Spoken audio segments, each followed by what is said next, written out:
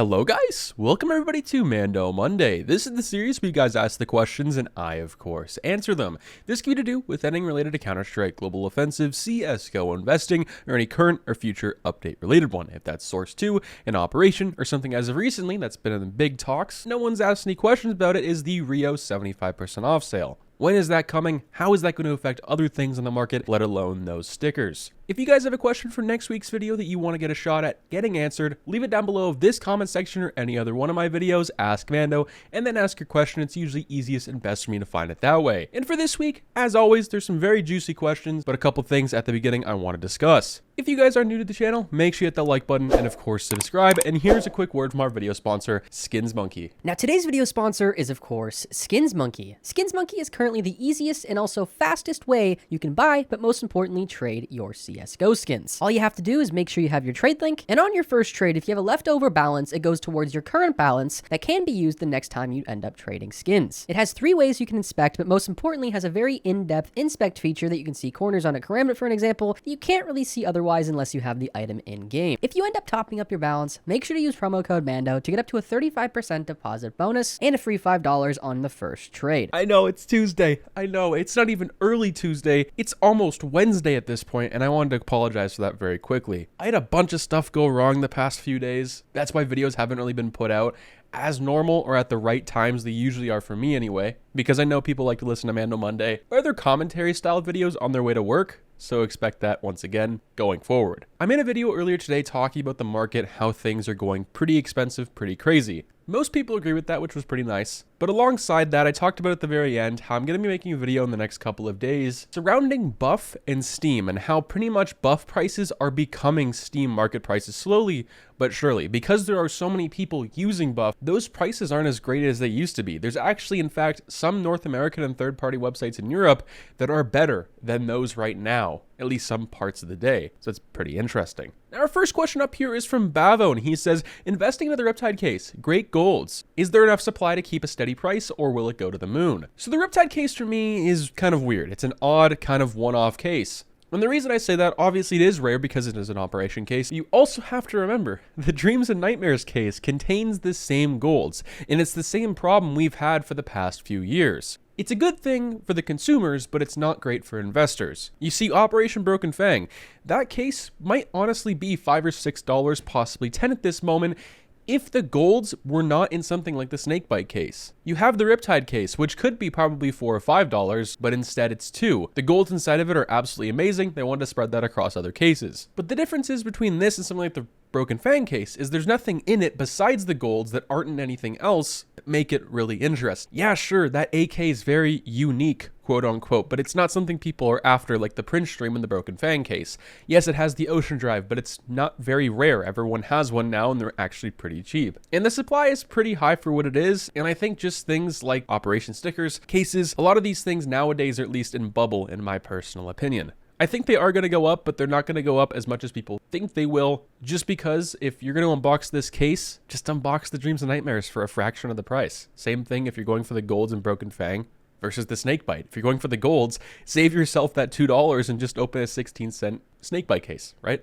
Our second question up here is from Rookie, and he says, is it still worth saving money / Steam funds for the next operation / update? Steam market prices are kind of low at this moment in time. I think it's worth it, yes, but I wouldn't put your life savings into it. I'd put maybe like, depending on your income, $20, $30 a week, possibly. For all we know, later tonight, we could see an operation. I really doubt it, because it's been, I believe, about a full week and a half since the meta change and the map change. But since we just had that big meta change and map change, that was considerably a very large update for Valve, and I don't really see them putting out something different like that or bigger than that anytime soon. Now, that is, of course, just my personal opinion. So yeah, maybe put a little bit in every single week, but don't break the bank on it. Our next question is from Hashen, I think, and I believe that is your name. He says, looking at how Blast organized this last tournament, do you think the major in France will be better and more entertaining than the Rio Major? This is a very good question because for me, the Rio Major as a viewer's perspective, at least at home, it was horrible. It was a horrible viewing experience. The tournament itself had a lot of problems like every other major,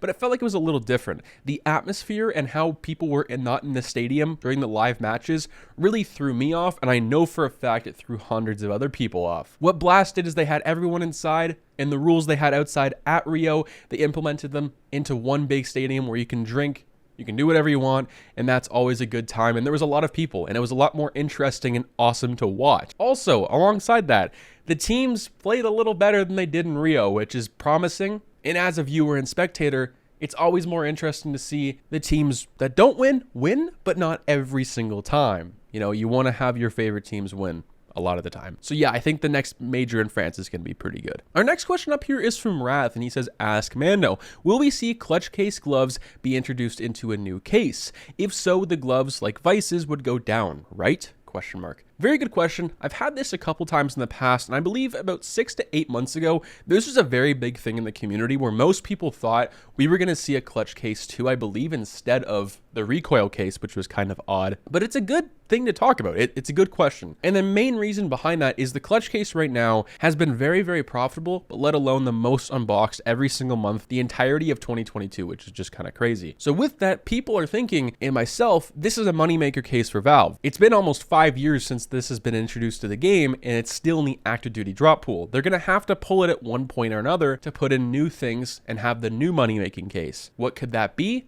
Well, it could be a clutch case too, possibly, with the exact same gloves. I am one to argue, I'm not 100% sure if they would add the clutch case gloves to another case, but at the same time, everything else in the game, at least as of recently, has been introduced at least into 2 different cases. Operation cases, Broken Fang and Riptide, they have another case that contain the exact same golds for a fraction of the price. So if that were the case there, no pun intended with that, yeah, I do think Vices would go down, but they're not going to go down all too much. I think it would be something very similar to the Recoil and Dreams and Nightmares that came out this year. Well, they were very expensive, and they still are, almost $1. So it doesn't really affect the prices you saw earlier in the year. Our next question up here is from Dren. I really enjoy this one, but he says, ask Mando, do you think people will overinvest in this next coming operation stickers, patches, and skins, seeing the success of Broken Fang and Riptide?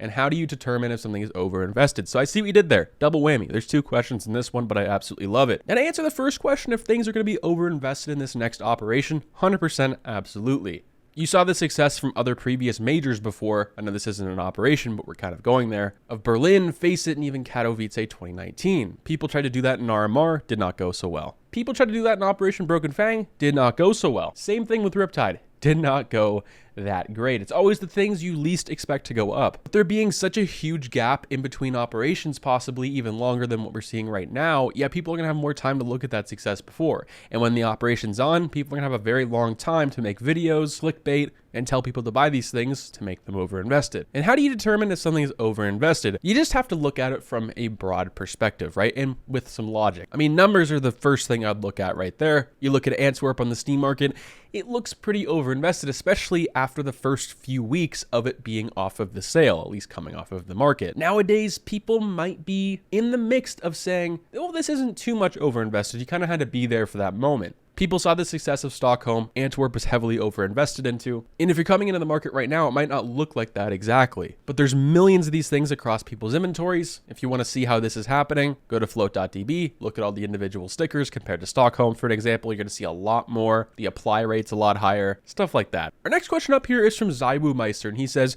why the delaying the operation now makes no sense at all. You're right, it does not make any sense, and I pretty much agree with you. But a question we have to ask ourselves, what if they're not delaying it? What if they're trying to make more time from Operation Riptide to the next operation to make it better? If you guys are unfamiliar with what happened at the end of Operation Riptide, let alone the entire thing in general, it did not get received very well. There was no co-op missions whatsoever. It messed up a lot of things in the game. It took things from Operation Broken Fang and made you pay for them at that point, which is just stupid. And it was just pretty much a rehash of Operation Broken Fang. There was no effort put into it, let alone the skins were the exact same. Maybe with that feedback, they're trying to take some more time to make it better. Maybe they're trying to push out an operation with Source 2. We never really know. And I think also people have been blinded by the fact that we've gotten 3 operations in a row when there was a 2-year period where we didn't receive any. We have to remember that. Could we be going back to the dark ages of CS where we don't see an operation for 2 or 3 years? Yeah, I think there's a possibility. Is that likely? Probably not, because Valve makes a lot of money off of it. but they would have made a lot of money off of it then too. I see it as they're trying to make the game better as a whole, or working on different things to make this game better, even if we don't see it and see the full picture. Our next question up here is from Ill Gameplay, and he says, Antwerp and Stockholm capsules, where do you see them in the next 2 to 4 years? A lot of people have been crafting with them. And RMR, you think it will ever recover? 5, 6, 7 years? How much would it take? Very good question. I enjoy it. So Antwerp and Stockholm, for the first part of your question, they're completely two different things.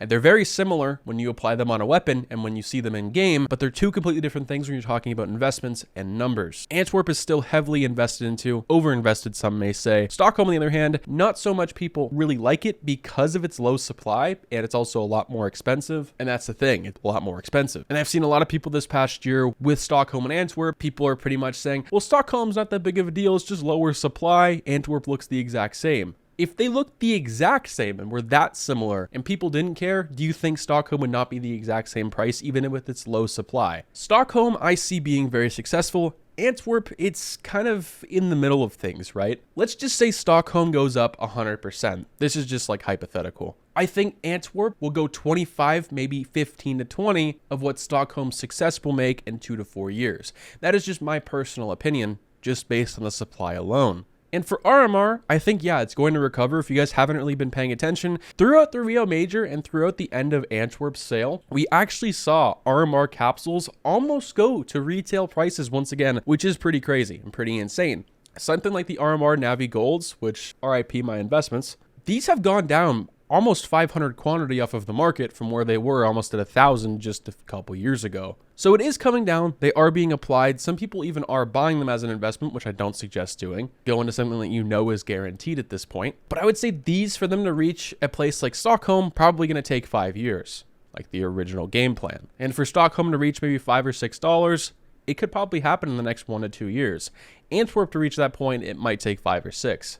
Our next question up here is from Blex. He says, Luke, I have a question. I bought 4 Cato 15 holos and held them since 2021, specifically Chinese New Year. I haven't seen the price incline or probably decline. Should I hold them or sell and buy a different investment? Great question. And this is something I want to make a video on as well, how Cato 15 is somewhat in a bubble. So firstly, before we hop into your question, there's something else we have to take a look at, and that is bubbles and the success of Cato 14 and 15. The reason Cato 15 is so successful is because of the predecessor Cato 14. In 2020, the entire market inside CSGO saw a huge boom, and Cato stickers went with that. We saw Lunar come into the scene, buying up all these stickers, which drove up the demand of older stickers and also newer ones to make those that were once affordable, not very affordable anymore, that being Cato 15. And as of the past year, we haven't really seen Cato 14, let alone Cato 15, really move whatsoever.